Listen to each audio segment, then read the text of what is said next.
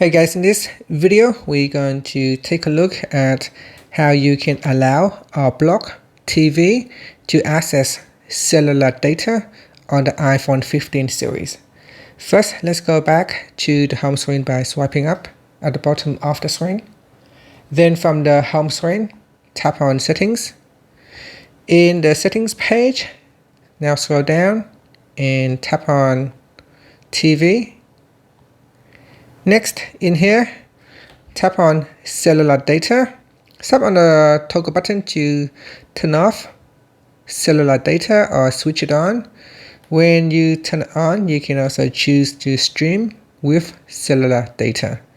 So if you have a limited amount of mobile data, I would suggest you turn this off so that it doesn't use up all your mobile data quota.